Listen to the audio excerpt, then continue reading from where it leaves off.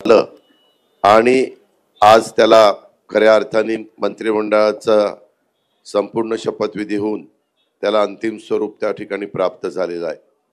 2-3 दिवसात मुख्यमंत्री महोदय सगळ्यांच्या खातेवाटप त्या ठिकाणी करतील आणि कामाला सगळे गतीनं लागलेलं चित्र आपल्याला सगळ्यांना पाहायला मिळेल। आमचा सगळ्यांचा प्रयत्न आहे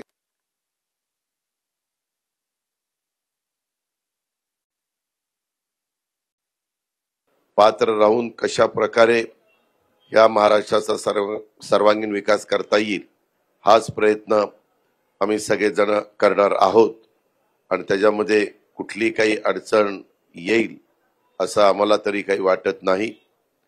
विरोधक जरी संख्येने कमी असले तरी महाराष्ट्राच्या दृष्टिकोनातनं महत्त्वाचे प्रश्न तिथं चर्चेला आले तर त्याच्याबद्दल व्यवस्थितपणे महाराष्ट्राच्या हिताच्या ज्या गोष्टी असतील तशा पद्धतीनं त्याची उत्तरं तिथं दिली जातील। प्रश्नोत्तराचा तास नसला तरी वेगवेगळी आयुध वापरून विरोधकांना विरोधी पक्षातल्या सन्माननीय सदस्यांना वेगवेगळे प्रश्न विचारता येतात हे आपल्याला देखील पत्रकार मित्रांना माहिती आहे आणि त्याच्यामुळं आम्ही कदापि आम्हाला प्रचंड अशा प्रकारचं बहुमत आहे म्हणून कसंही रेटून आपलं सभागृह चालवायचं असं कदापि आमच्याकडनं होणार नाही। ती भूमिका मुख्यमंत्र्यांनी सुरुवातीला स्पष्ट केलेली आहे आणि आमचंही सगळ्यांचं त्या भूमिकेशी समर्थन आहे।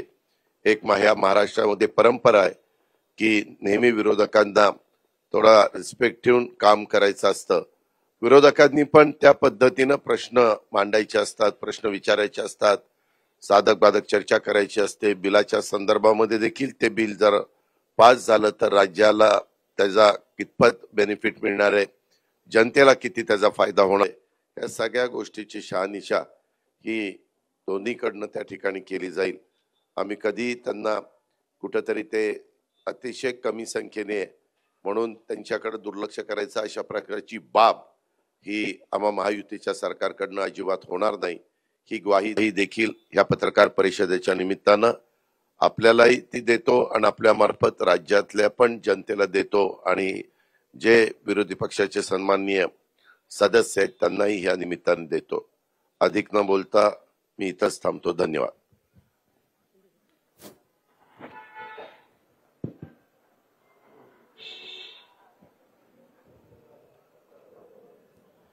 हिवाळी अधिवेशनासाठी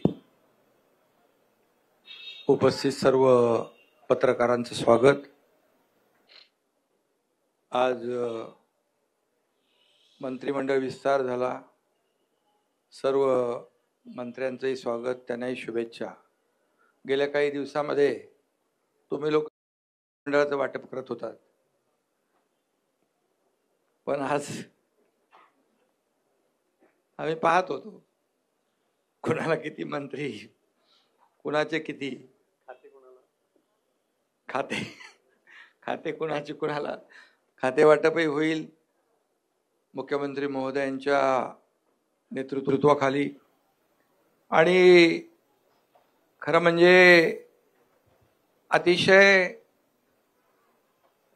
मोठं मॅन्डेट आणि हे अधिवेशन आपलं नागपूरमध्ये होतंय। नागपूरकर मुख्यमंत्री देवेंद्रजींचं मी अभिनंदन करतो, त्यांनाही शुभेच्छा देतो। खरं म्हणजे सगळ्यात कमी वयाचे असताना तुम्ही महापौर झाले ना, 27व्या वर्षी महापौर झाले आणि 44व्या वर्षी मुख्यमंत्री झाले आणि ते आता तिसऱ्यांदा मुख्यमंत्री झाले, त्यांचं मी अभिनंदन करतो। पुन्हा येईन म्हणाले, काही लोकांनी त्यांची टिंगल केली पण ते पुन्हा आले आणि म्हणून मी त्यांचं मनापासून अभिनंदन नागपूरमध्ये करतो, यापूर्वी केलेलं आहे। पुन्हा अभिनंदन। खरं म्हणजे आमच्या महायुतीची एक नवीन इनिंग सुरू झालेली आहे। प्लेयर तेच आहेत, विरोधी पक्ष तोच आहे, मॅच नवीन आहे आणि म्हणून खऱ्या अर्थाने आम्ही गेले 2.5 वर्ष टीम म्हणून काम केलं। मी मुख्यमंत्री म्हणून काम केलं, माझ्यासोबत देवेंद्रजी, अजितदादा, देवेंद्रजींना 5 वर्षाचा मुख्यमंत्री पदाचा असलेला अनुभव गेल्या 2.5 वर्षामध्ये कामी आला आणि आम्ही सुरुवातीला दोघांनी कारभार सुरू केला. अजितदादा नंतर आले आणि आम्ही टीम म्हणून काम केलं आणि खऱ्या अर्थाने आपल्यालाही माहीत आहे, मी सभागृहात देखील म्हणालो की जसं ते पुन्हा येईन म्हणाले तसं मी त्यावेळेस म्हणालो होतो की आम्ही दोघं मिळून 200 आमदार निवडून आणणार आणि नंतर तर पुढचे 232 आलेत आपले, 37. मग ते अजितदादा आल्यामुळे आपलं बोनस. आणि म्हणून आम्ही जे म्हणालो ते जनतेने देखील आमच्यावर विश्वास टाकला आणि लँडस्लाईड मॅन्डेट आम्हाला मिळालं. त्यामुळे आमची आता जबाबदारी वाढलेली आहे. जनतेच्या प्रती आम्ही उत्तरदायित्व आहोत आणि खरं म्हणजे विदर्भामध्ये हे अधिवेशन होतंय आणि विदर्भाला देखील आम्ही 2.5 वर्षामध्ये न्याय देण्यासाठी अनेक निर्णय घेतले आणि आमचं मिशन एकच आहे की मिशन समृद्ध महाराष्ट्र. संपूर्ण गेल्या 2.5 वर्षामध्ये आपण पाहिलं की महाविकास आघाडीने जी थांबवलेली विकास कामं ती आम्ही त्याला गती दिली, जी देवेंद्रजींच्या काळामध्ये सुरू झाली परंतु नंतर ते प्रकल्प बंद पडले. ते फार म्हणजे शेतकऱ्यांच्या हिताचे, जनतेच्या हिताचे प्रकल्प होते, परंतु आम्ही त्याला चालना दिली.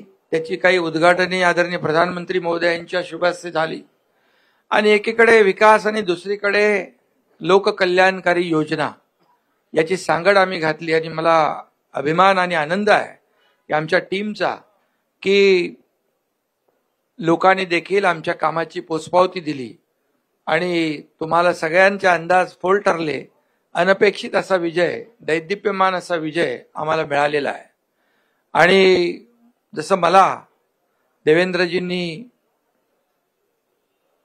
खंबीर पाठिंबा दिला, ते उपमुख्यमंत्री होते आणि मला मुख्यमंत्री म्हणून त्यांनी पाठिंबा दिला, नंतर अजितदादांनी दिला, तसाच हा एकनाथ शिंदे देखील देवेंद्रजींच्या पाठीशी खंबीरपणे उभा राहील. कारण तुम्ही रोज काहीतरी सांगता, नाराज आहे काय. आता नाराज आणि खुशी, आनंद कसा काय व्यक्त करायचा त्याचं एक डेफिनेशन पण तुम्ही सांगायला पाहिजे. आणि म्हणून आमच्या टीममध्ये आम्ही सगळे एक टीम म्हणून काम करणार आहोत आणि आम्ही तिघं आणि आमचं मंत्रिमंडळ जे आहे हे राज्यातल्या जनतेला आम्ही, आमची जबाबदारी आहे त्यांच्या प्रती, आम्ही अनसरेबल आहोत त्यांना. आणि म्हणून चांगलं सरकार या ठिकाणी, लोकाभिमुख सरकार आणि जे गतिमानतेने आम्ही निर्णय घेतले तसेच गतिमानतेने निर्णय यापुढे आम्ही घेऊ. आणि खऱ्या अर्थाने या ठिकाणी एक लोकाभिमुख सरकार, एक सर्वसामान्यांचं सरकार म्हणून आम्ही म्हणत होतो. सर्वसामान्यांचं सरकार कसं असतं हेही आम्ही दाखवून दिलं आणि लोकांसाठी आम्ही अनेक निर्णय घेतले. 2.5 वर्षामध्ये आमच्या कामांचा स्ट्राईक रेट महायुतीचा देशात नंबर 1 होता आणि म्हणून आमच्या 2.5 वर्षातल्या ऐतिहासिक कामाला जनतेने स्वीकारलं आणि विरोधकांना जनतेने नाकारलं, ही देखील वस्तुस्थिती आहे. आणि म्हणून निवडणुकीमध्ये देखील जनतेने विरोधकांना त्यांची जागा दाखवली. अगदी विरोधी, मला काही टीका करायची नाहीये, परंतु विरोधकांना देखील विरोधी पक्षनेत्या एवढं संख्याबळ देखील मिळवता आलं नाही, ही देखील वस्तुस्थिती आहे. कारण आपल्याला माहित आहे की लोकसभेच्या निकालानंतर त्यांनी मंत्रिमंडळ तयार करून टाकलं होतं, मंत्री कुणाला, मुख्यमंत्री कोण, काय सगळं. परंतु जनतेने दाखवून दिलं की खऱ्या अर्थाने जे काम करणारे लोक आहेत त्यांच्या मागे जनता उभी राहिली आणि आज 2.5 वर्षामध्ये जे काम केलं त्याची फलश्रुती, त्याचा परिपाक आज आपण पाहतोय. आणि चहापानासाठी अजितदादा मगाशी म्हणाले विरोधी पक्षाची परंपरा आहे बहिष्कार घालण्याची. आम्ही त्यांना आमंत्रित केलं होतं, आम्हाला वाटलं येतील, परंतु जनतेनेच विरोधी पक्षावर बहिष्कार घातला आणि त्यामुळे एवढी लँडस्लाईड विक्ट्री मिळाली. आणि म्हणून खरं तर आज त्याच्यावर जास्ती काय मी बोलत नाही, परंतु सुदृढ लोकशाहीचं जे काही आपण संकेत म्हणतो, सत्ताधारी पक्ष आणि विरोधी पक्ष जरी ते संख्याबळाने कमी असले तरी सुद्धा विरोधी पक्ष म्हणून आम्ही तिघही आणि आमचं महायुती सरकार कुठेही त्यांना कमी लेखणार नाही. त्यांनी आम्हाला 2.5 वर्षामध्ये हलक्यात घेतलं आणि आरोपावर आरोप आरोपावर आरोप आरोपावर आरोप 2.5 वर्ष केले. परंतु त्यांनी आरोप केले, आम्ही काम केलं, काम एके काम केलं आणि म्हणून आरोपाला उत्तर आम्ही कामाने दिलं. आणि म्हणून त्यांनी आम्हाला हलक्यात घेतलं म्हणून त्यांची ही गत झाली. त्यांना आम्ही काय हलक्यात घेणार नाही. आम्ही त्यांचा मान सन्मान नक्की ठेवू. आता त्यांनी सकारात्मक राजकारण केलं पाहिजे. कन्स्ट्रक्टिव्ह क्रिटिसिझमची अपेक्षा त्यांच्याकडून आहे आणि जिथं सरकार किंवा कुठं चुकत असेल तर विरोधी पक्षाने नक्की बोलावं. परंतु या ठिकाणी विरोधाला केवळ विरोध न करता सरकारच्या चांगल्या कामामध्ये अधिवेशनामध्ये आपण भाग घेतला पाहिजे सगळ्यांनी. सारखं ते काय त्याला म्हणतो सभात्याग करून लोकांना न्याय देता येणार नाही. आणि म्हणून आम्ही एवढंच सांगतो की आदरणीय प्रधानमंत्री देखील म्हणाले 2047 मध्ये भारत स्वातंत्र्याची 100 वर्ष पूर्ण करेल, तेव्हा विकसित भारत कसा असला पाहिजे यासाठी त्यांनी 11 संकल्प कालच जाहीर केलेत. आणि आपल्याला माहित आहे की आम्ही आपलं महायुतीचं सरकार आदरणीय प्रधानमंत्री मोदी साहेबांच्या मार्गदर्शनाखाली आम्ही काम केलं. डबल इंजिनचं सरकार म्हणून आम्ही काम केलं आणि म्हणून आमचाही देखील अजेंडा आहे याला प्रगत राज्य करायचं. मुख्यमंत्री महोदयांच्या नेतृत्वाखाली या ठिकाणी राज्य अधिक गतिमान होईल आणि पुढे या राज्यातल्या जनतेला न्याय मिळेल. आणि मी हेही सांगतो की काही मगाशी त्यांनी पत्र दिलेलं आहे ईव्हीएमच्या बद्दल, त्या ठिकाणी काही धानाच्या बद्दल. आता आपण मला वाटतं गेल्या वर्षी आपण 15,000 रुपये दिले ना, 20,000 रुपये दिले. पहिले 15 दिले, नंतर 20 दिले आपण. म्हणजे धानाला बोनस देखील आपण आपल्या काळात जास्ती दिला. विदर्भामध्ये देखील आपण अनेक निर्णय घेतले. मुख्यमंत्री स्वतः इकडचे असल्यामुळे अनेक निर्णय आपण पाण्याचे घेतले, सिंचनाचे घेतले, वैनगंगा, नळगंगा, गोसेखुर्द, ते पर्यटनाचा जो आपलं बॅकवॉटर आहे त्याच्यावर आपण हे केलं. सुरजागडमध्ये आपण प्रकल्प सुरू केले मोठ्या प्रमाणावर. त्याच्यात मी डिटेलमध्ये जात नाही, परंतु आम्हाला अभिमान आहे की आम्ही जे काम केलं विदर्भासाठी, फक्त विदर्भामध्ये खरं म्हणजे औपचारिकता म्हणून अधिवेशन नाही आहे, तर विदर्भामध्ये आल्यानंतर या नागपूरमध्ये जे अधिवेशन आहे त्याची फलश्रुती झाली पाहिजे. आणि गेल्या 2.5 वर्षामध्ये देखील आम्ही अनेक निर्णय घेतले या विदर्भासाठी, याचा देखील आनंद आणि समाधान आहे. आणि म्हणून मी आपल्याला एवढंच सांगतो की आमच्या महायुतीच्या काळामध्ये मराठी भाषेला अभिजात भाषेचा दर्जा देवेंद्रजींनी स्वतः त्याचा पाठपुरावा देखील केला आणि आदरणीय प्रधानमंत्री महोदयांनी तो देखील निर्णय घेतला.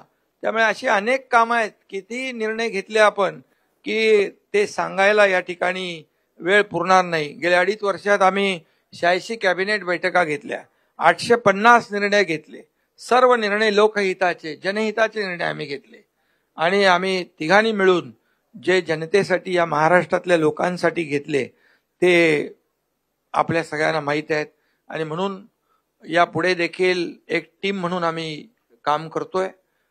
नक्कीच पुढचा जो काही कालावधी आहे हा सर्वसामान्य जनतेसाठी, या राज्याच्या विकासासाठी, या राज्याच्या सर्वांगीण विकासासाठी केंद्र सरकार देखील आमच्या पाठीशी उभा आहे. आणि म्हणून याचा फायदा जनतेला होईल, महाराष्ट्राला होईल.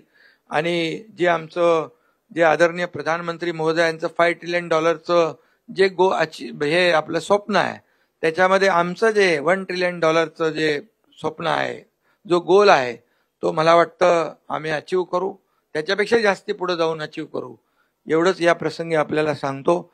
आणि ईव्हीएमच्या बाबतीमध्ये मी एवढंच सांगेन की जेव्हा लोकसभेमध्ये ईव्हीएम त्यांना 31 जागा मिळाल्या त्यावेळेस त्यांना बॅलेट पेपर आठवला नाही, त्यांना जिथं जिथं जेव्हा जेव्हा ज्या राज्यामध्ये कर्नाटकमध्ये असेल, तेलंगणामध्ये असेल, अगदी आता झालेली झारखंडमध्ये असेल, इकडे जेव्हा जेव्हा त्यांना विजय मिळाला तिकडे त्यांनी ईव्हीएम चांगला आहे आणि बॅलेट पेपरचा काय उल्लेख केला नाही, बॅलेटनी निवडणुका घ्या म्हणून. जेव्हा हरतात तेव्हा ते ईव्हीएम वर त्याचा खापर फोडतात, जेव्हा हरतात तेव्हा इलेक्शन कमिशनवर खापर फोडतात, आणि जेव्हा त्यांच्या विरोधात निकाल लागतो तेव्हा अगदी हायकोर्ट असू दे, सुप्रीम कोर्ट असू दे, त्यांच्यावर देखील खापर फोडतात. त्यामुळे ही दुटप्पी भूमिका आहे. आणि म्हणून मी एवढंच सांगतो की हार जी आहे आम्ही लोकसभेमध्ये दिलदारपणाने आम्ही स्वीकारली, आणि आम्ही कुठं त्रुटी आहेत त्या शोधल्या, आणि ज्या धडाक्याने आम्ही काम केलं त्यामुळे विधानसभेमध्ये परिवर्तन घडलं. त्यामुळे विरोधकांना देखील माझी विनंती आहे की जनतेचं जे मॅन्डेट आहे, जनतेने दिलेलं मॅन्डेट, त्याचा अपमान करू नका आणि वस्तुस्थितीला सामोरं जा. एवढंच माझं या प्रसंगी सांगणं आहे.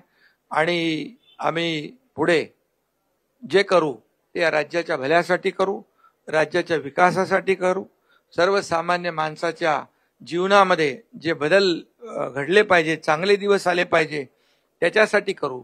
आणि आम्ही जे जे काही शब्द दिलेले आहेत हे शब्द आम्ही पूर्ण करण्याचा पूर्ण प्रामाणिकपणे प्रयत्न करू, कारण आम्ही दिलेला शब्द पाळणारे आहोत आणि त्यामुळेच लोकांनी आमच्यावर विश्वास ठेवलेला आहे. आणि म्हणून सगळ्यांना पुन्हा एकदा शुभेच्छा. मुख्यमंत्री महोदय.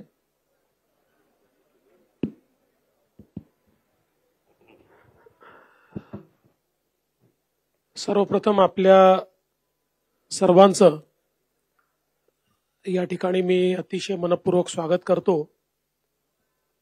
आणि हिवाळी अधिवेशन आहे आणि थंडी देखील आहे, त्यामुळे निश्चितपणे या अधिवेशनामध्ये आम्ही महाराष्ट्राच्या जनतेला ऊब मिळेल आणि ऊर्जा मिळेल अशा प्रकारचा कारभार करण्याचा प्रयत्न हा निश्चितपणे करू. राज्य मंत्रिमंडळाचा आजच विस्तार आम्ही केलेला आहे आणि या ठिकाणी आम्ही आज आमच्या 39 मंत्र्यांनी शपथ घेतलेली आहे, ज्याच्यामध्ये 6 राज्यमंत्री आहेत. आजपासनं आमचा गतिशील कारभार आम्ही सुरू केलेला आहे. अर्थातच तुमचा पुढचा प्रश्न जो असणार आहे त्याचं उत्तर दादांनी आणि शिंदे साहेबांनी दिलंय की खाते वाटप कधी, तर येत्या 2 दिवसात खाते वाटप देखील आम्ही पूर्ण करू. जवळपास सगळी क्लॅरिटी आमची झालेली आहे आणि या अधिवेशनामध्ये आपल्याला कल्पना आहे की राज्यपालांच्या अभिभाषणावरची चर्चा, पुरवणी मागण्यांवरची चर्चा, सत्तारूढ पक्ष आणि विरोधी पक्षांच्या प्रस्तावावरची चर्चा आणि त्याचसोबत जवळपास 20 बिलं या अधिवेशनामध्ये येणार आहेत. कारण मागच्या काळात निवडणुकीपूर्वी जे काही अध्यादेश निघाले होते ते बिलांमध्ये कन्व्हर्ट होणार आहेत आणि म्हणून चांगलं कामकाज करण्याचा आमचा प्रयत्न आहे. विरोधी पक्षाने एक पत्र दिलं, मागच्याच अधिवेशनातलं पत्र फक्त एक ईव्हीएमचा पॅरेग्राफ ऍड करून त्यांनी दिलं आणि म्हणून आपण मगाशी बघितलं असेल की बोलताना ते हिवाळी अधिवेशनाला पावसाळी अधिवेशन म्हणाले, कारण पत्र ते जुनच होतं. पण मला असं वाटतं की जे काही मुद्दे त्यांनी उपस्थित केलेले आहेत पत्रामध्ये, त्याची उत्तरं वारंवार आम्ही दिलेली आहेत आणि ते जेवढे वेळा उपस्थित करतील तेवढे वेळा त्या प्रश्नांची उत्तरं ही निश्चितपणे आम्ही देऊ. महाराष्ट्रामध्ये एक गतिशील सरकार आणायचं आमचा प्रयत्न आहे. आणि जसं शिंदे साहेबांनी सांगितलं, ईव्हीएमच्या संदर्भात आता एक नरेटिव्ह तयार करण्याचा प्रयत्न ते करतायत. त्याचंही उत्तर चर्चेच्या दरम्यान आम्ही देऊ.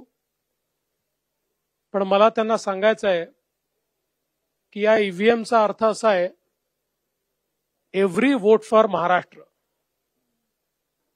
महाराष्ट्रातल्या प्रत्येक व्यक्तीने महाराष्ट्राकरता मतदान केलेलं आहे आणि म्हणून आमचं सरकार हे ईव्हीएमचं सरकार आहे. पण त्या ईव्हीएमचा अर्थ आहे every vote for magnetic Maharashtra. आणि आम्ही तो महाराष्ट्र घडवण्याकरता या ठिकाणी पुढच्या काळामध्ये कारभार हा निश्चितपणे या ठिकाणी करू. काही उल्लेख त्यांनी केलेले आहेत, ज्याचं उत्तर आता शिंदे साहेबांनी दिलं. खरं म्हणजे मी आकडेवारी सभागृहात सांगेन, पण आपल्याला सांगतो की सोयाबीनच्या खरेदीमध्ये यावर्षी आपण गेल्या 15 वर्षाचे रेकॉर्ड तोडले आहेत. इतक्या मोठ्या प्रमाणात खरेदी चाललेली आहे. आणि मागच्या वर्षी सोयाबीन आणि कापसाकरता भावांतर योजना आपण राबवून हमी भावापेक्षा जो काही मार्केट रेट कमी होता त्याचे पैसे दिले, ते शेतकऱ्यांच्या खात्यामध्ये पोहोचले देखील. दुधाचा विषय असेल, त्याला 5 रुपये 7 रुपये अशा प्रकारे मदत करण्याचं काम आपण केलं. आणि एकूणच शेतकऱ्याच्या पाठीशी आपण उभं राहिलो. धानाच्या शेतकऱ्याला हेक्टरी 20,000 रुपये मदत आपण त्या ठिकाणी केली. आणि म्हणून शेतकऱ्यांच्या पाठीशी ताकदीनं उभं राहणारं अशा प्रकारचं आपलं सरकार आहे. काही घटनांचा उल्लेख देखील या ठिकाणी करण्यात आलेला आहे. परभणीची जी घटना आहे, त्या घटनेमध्ये एका मनोरुग्णाने ज्या प्रकारे भारताच्या संविधानाचा अपमान केला, त्या मनोरुग्णाला अटक देखील करण्यात आली. दुर्दैवाने त्याच्यानंतर एक उद्रेक देखील झाला. मला या निमित्ताने ही विनंती करायची आहे की अशा प्रकारे एखाद्या मनोरुग्णाच्या कृत्यावर असंवैधानिक पद्धतीनं उद्रेक करणं हे योग्य नाहीये. ते बाबासाहेबांना देखील कधीच मंजूर झालं नसतं. मात्र जी घटना घडली ती घडून चुकली आहे. मी एवढंच सांगतो, हे सरकार संविधानाचा सर्वोच्च सन्मान करणारं सरकार आहे. कुठल्याही परिस्थितीमध्ये तसूभरही संविधानापेक्षा वेगळं काम हे सरकार करणार नाही. आम्ही सगळ्यांनी ज्या संविधानाची शपथ घेतली आहे त्या शपथेप्रमाणेच हे सरकार काम करेल, संविधानाचा गौरव करेल, हा विश्वास या निमित्ताने मी देतो.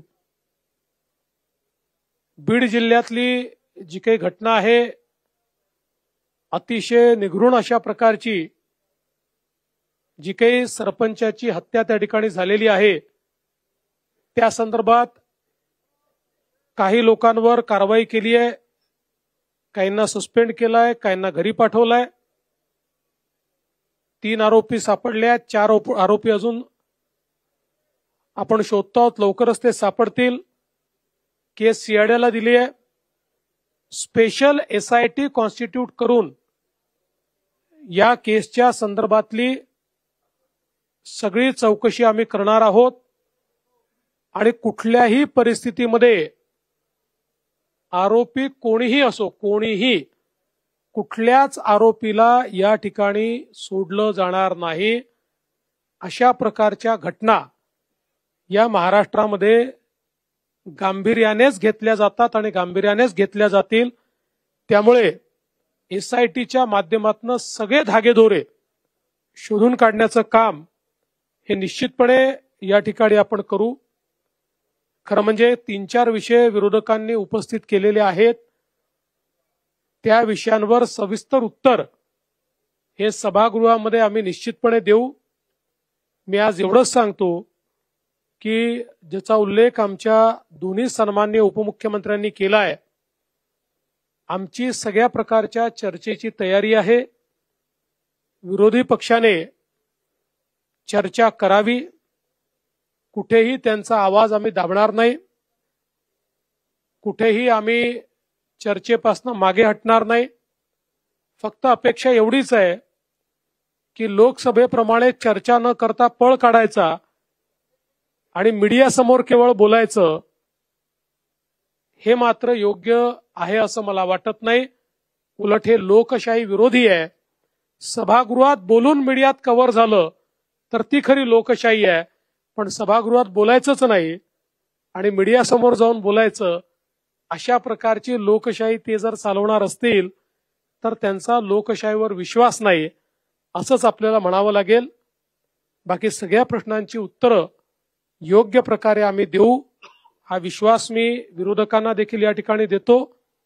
आणि महाराष्ट्रामध्ये सामान्य माणसाला आणि विशेषतः विदर्भात हे अधिवेशन चालू असल्यामुळे विदर्भाच्या जनतेला देखील जो जास्तीत जास्त दिलासा देण्याचा प्रयत्न करता येईल तो करण्याचा प्रयत्न आम्ही सगळे मिळून करू, एवढाच विश्वास या निमित्ताने मी देतो. आणि विरोधकांना आवाहन करतो की त्यांनी चांगल्या प्रकारची चर्चा सभागृहामध्ये करावी.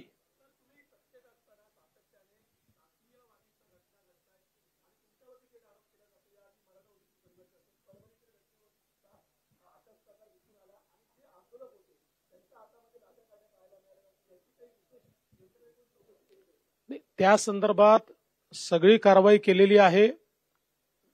आम्ही पोलिसांना हे सांगितलेलं आहे की आकस बुद्धीने कारवाई करू नका, कोम्बिंग ऑपरेशन वगैरे करू नका, पण जे लोक कॅमेऱ्यामध्ये लाठ्या काठ्या घेऊन तोडफोड करताना दिसतायत, दगडं मारताना दिसतायत, त्यांच्यावर मात्र कडक कारवाई झाली पाहिजे, हे मी सांगितलेलं आहे. आणि तुम्ही जो मूळ प्रश्न विचारला, मला असं वाटतं की मला टार्गेट करण्याच्या संदर्भातला जो विषय आहे त्याचं उत्तर या निवडणुकीने दिलेलं आहे.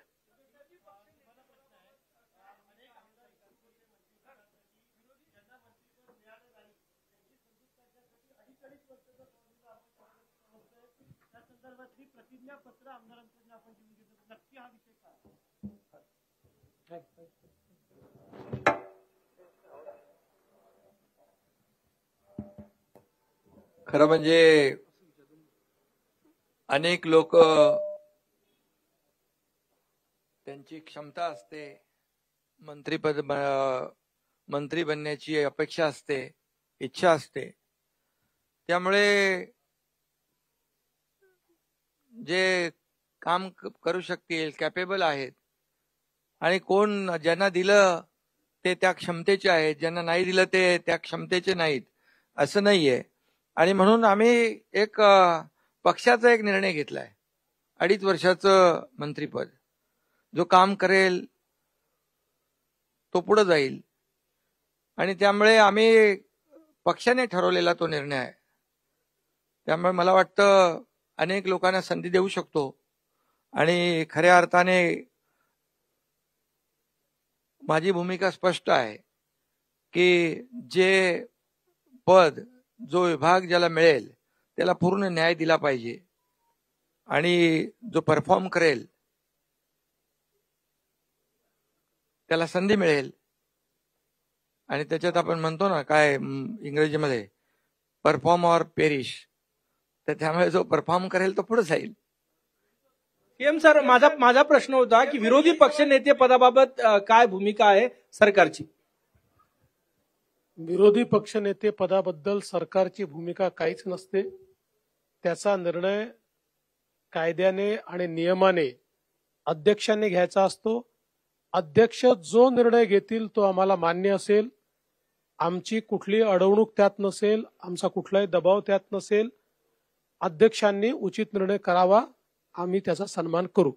सीएम सर यही सवाल जो शिंदे सर अपने पार्टी में कर रहे हैं, 2.5 साल जो है मंत्री बना के रखने की, क्या बीजेपी भी इसी फॉर्मूले पे काम करेगी, ये आपसे जानना चाहेंगे? देखिए,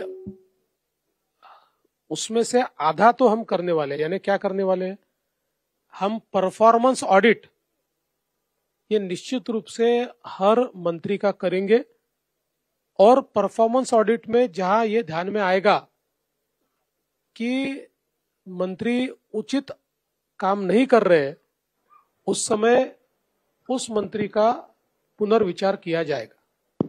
हा एक मिनिट जसं देवेंद्रजी म्हणाले तसं मी 2.5 वर्ष म्हणजे 2.5 वर्ष त्यांनी काही करावं असं नाही, त्याचं पण परफॉर्मन्स ऑडिट त्याच्या कामाचं मूल्यमापन केलं जाईल। कामाचं मूल्यमापन मंत्र्यांचं होणार की तिन्ही म्हणजे सगळ्या मंत्र्यांचं होणार? तिघांनीही आम्ही आज आमच्या मंत्रिमंडळ बैठकीमध्ये आम्ही तिघांनीही सगळ्या मंत्र्यांना सांगितलेलं आहे की आपल्या सगळ्या मंत्र्यांच्या कामाचं परफॉर्मन्स ऑडिट आम्ही करू। आणि दुसरा प्रश्न की दंगलखोरांवर आपण कारवाई करण्यासंदर्भात कायदा केलेला आहे, अनेक ठिकाणी या जाळपोळीच्या घटना घडत आहेत आणि सार्वजनिक मालमत्तेचा विध्वंस होतो आहे, तर त्यांच्याकडनं तो खर्च वसूल करणे किंवा सार्वजनिक मालमत्तेचं कायद्याने अशी कारवाई होणार का? निश्चित कायद्याप्रमाणे ती कारवाई केली जाईल।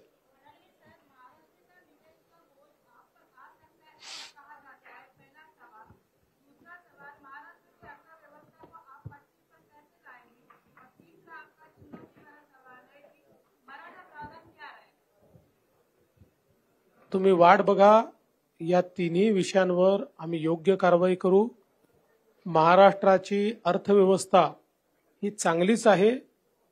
आम्ही जे काही योजना आता केलेल्या आहेत त्या योजनाचा बोजा हा निश्चितपणे अर्थव्यवस्थेवर पडेल, त्याचं योग्य मॅनेजमेंट करण्याचा प्रयत्न आमचा असणार आहे। आपल्या मंत्रिमंडळात साधारण 40% चेहरे हे नवीन तरुण आहेत, त्याचवेळी काही जुने जाणते आणि एक्सपिरियन्स लोकांना आपण सुट्टी केलेली आहे, त्याच्यामुळे मागे काय खास धोरण आहे का? नाही, आमचा प्रयत्न असा आहे की हे मंत्रिमंडळ एक सर्व प्रकारचा चेहरा याच्यामध्ये दिसला पाहिजे। त्या दृष्टीने काही जुने जाणते नेते आहेत, काही तरुण आहेत, महिलांना देखील आम्ही चांगल्या प्रकारे संधी दिलेली आहे, विविध समाजांना आम्ही संधी दिलेली आहे। ओबीसी समाज असेल, मराठा समाज असेल, धनगर समाज असेल, आदिवासी समाज असेल, एससी समाज असेल, विविध समाजांना देखील आम्ही प्रतिनिधित्व दिलेलं आहे।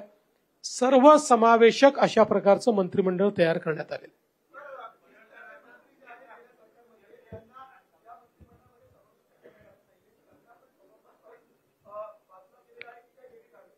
वेगवेगळी कारणं त्याच्यामध्ये आहेत। अनेक वेळा काही मंत्र्यांना याकरता घेण्यात आलेलं नाही, मी भाजपचं सांगतो आमच्याकडे, की पक्षाने त्यांना काही वेगळी जबाबदारी द्यायचं ठरवलेलं आहे। आपल्याला कल्पना आहे बीजेपीमध्ये अनेक वेळा आम्ही जर कोणाला जबाबदारी पक्षात द्यायची असेल तर त्यांना मग मंत्रिमंडळात स्थान देत नाही। काही असं देखील असू शकतं की काही जे मंत्रिमंडळातून ड्रॉप झाले आहेत त्यातले काही परफॉर्मन्समुळे देखील ड्रॉप झालेले असू शकतात।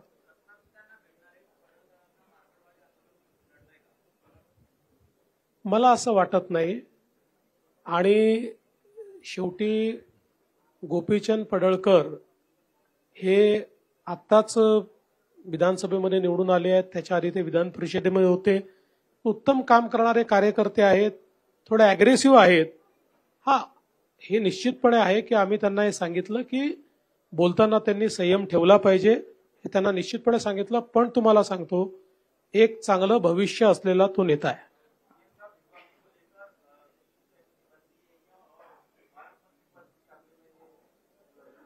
विभागों को लेकर हमारी करीब करीब सहमति बन चुकी है और इसीलिए मैंने कहा कि हम अब उसका जो बाटअप है वो अगले 2-3 दिन में कर देंगे।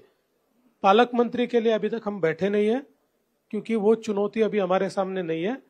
हम अधिवेशन के आखिरी दिन बैठेंगे और पालक मंत्री का भी निर्णय कर देंगे। आपण फडणवीस साहेब, आपण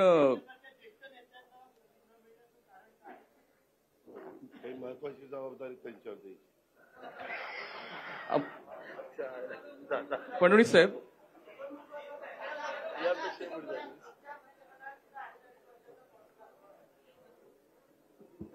अडीच महिन्याचा पण असू शकतो।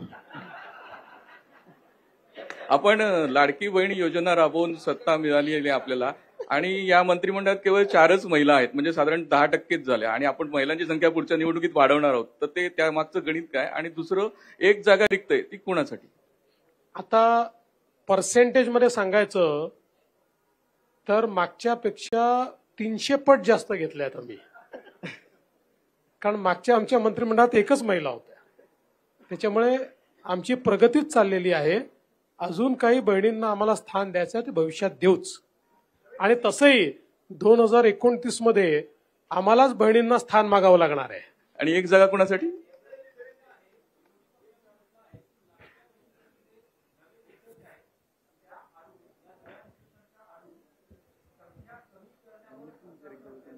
माझं विरोधी पक्षाला आव्हान आहे की नवीन निकष कुठले आहेत त्यांनी सांगावे. कुठले नवीन निकष आहेत ते त्यांनी सांगावे, एवढं माझं त्यांना खुलं आव्हान आहे. देवेंद्र भाऊ, सभागृहामध्ये तुम्ही अनेक वेळा सांगितलं होतं, उदाहरणार्थ औरंगजेबाच्या संदर्भामध्ये जी काय आंदोलनं झाली होती, घोषणा झाल्या होत्या, त्यावेळेला तुम्ही सांगितलं होतं याच्यामागे काही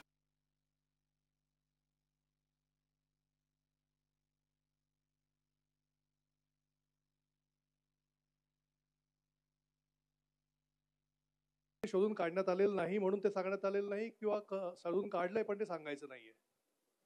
सगळ्या गोष्टी तुमच्या समोर आलेल्याच आहेत. काय लपलेलं आहे? जे जे झालंय ते तुमच्या समोर आलेलं आहे. ते पुन्हा नव्या सांगण्याची आवश्यकता नाहीये. पण काही गोष्टी मात्र तुम्ही जे म्हणालात, विशेषतः अराजकतेच्या संदर्भातल्या, त्याचा खुलासा या अधिवेशनात मी करणार आहे.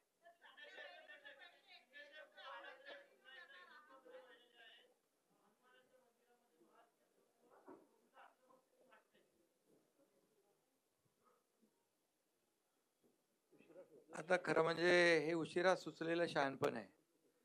काय हिंदुत्व काय टी शर्ट आहे का तो बदलता येतो? अरे बाबा, त्यांनी हनुमान मंदिरात जाता हनुमान चालीसा वाचणाऱ्या त्या लोकांना जेलमध्ये टाकलं होतं. आता आम्ही त्यांना काय सांगत होतो?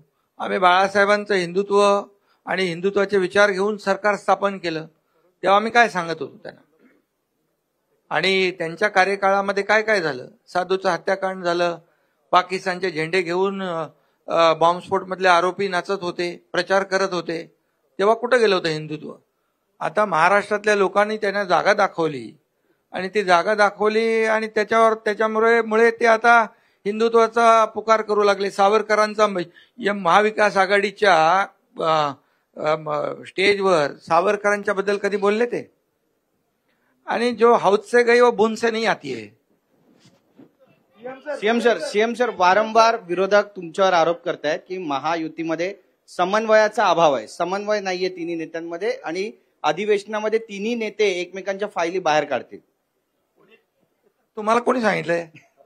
संजय राऊत. नाही, अरे बाबा, अच्छा, अरे बाप रे, विश्व काय आम्ही इथं तिघं बसलो. मला तुमची क्यू येते भाऊ. मी काय, तुम्ही संजय राऊतच्या म्हणण्यावर प्रश्न विचारता, एवढे सिनियर तुम्ही जर्नलिस्ट, तुमचीच क्यू येते मला. सीएम सर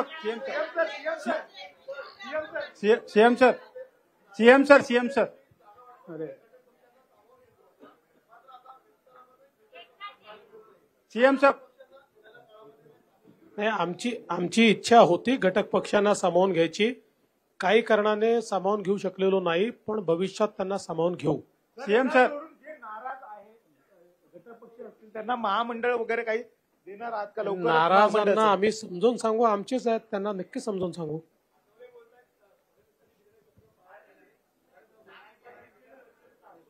एक जागा अजून रिकामी आहे ना, मंत्रिमंडळामध्ये अजून एक जागा रिकामी ठेवलेली आहे.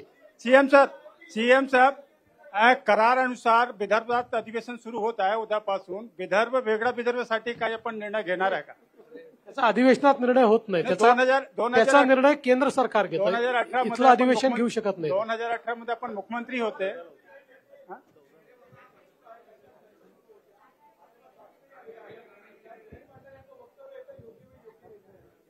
आमच्याकडे पूर्ण बहुमत आहे. आमच्याकडे भरपूर लोक निवडून आलेले आहेत. त्याच्यामुळे आमच्याकडनं तरी आता कुठलाही प्रयत्न नाही. एकनाथजी, प्रश्न असा आहे की आपण म्हटलं हिंदुत्व बदलता येत नाही, पण आता तुमच्या वेळेस घेतलेला हिंदुत्व नाही, टी शर्ट आहे का हिंदुत्व बदलायला, असं म्हणालो मी. आणि महत्वाचं म्हणजे हिंदुत्व तुम्ही कधी खूप बदलूच उत्तम शकत निर्णय नाही. घेतला होता, गोमाता ही राजमाता. पण हिंदुत्ववादी कार्यकर्त्यांची अशी मागणी आहे की वधाचा गुन्हा दाखल झाला पाहिजे जर गोमातेला मारलं तर, कारण गो कत्तल होते आहे, गोमाता कापली जाते आहे आणि वारंवार या घटना होत आहेत की ट्रक सुद्धा जाळले जात आहेत. तर मोठ्या मोठ्या घटना अजूनही होत आहेत, तर तो ठोस निर्णय होईल का आता? नाही, होणार ना ठोस निर्णय. त्याच्यावर कडक कारवाई करू. त्याच्यात कायद्यामध्ये आणखी आपण आणखी जे काही बंधनं आणता येतील ती आणू. सीएम सर, परभणीच्या घटनेमध्ये काही अर्बन नक्षल कनेक्शन पाहायला मिळत आहे का? अद्याप अशा प्रकारचं कनेक्शन दिसलेलं नाही, तथापि या घटनेची चौकशी चाललेली आहे.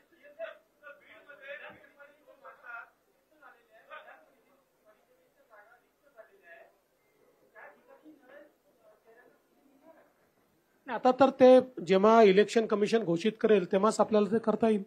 लास्ट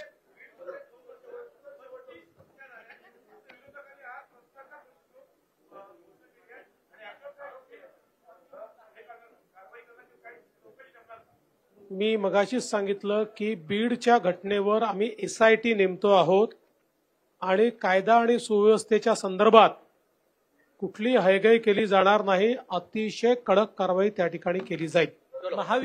महाविकास आघाडीचे काही खासदार संपर्कात आहे?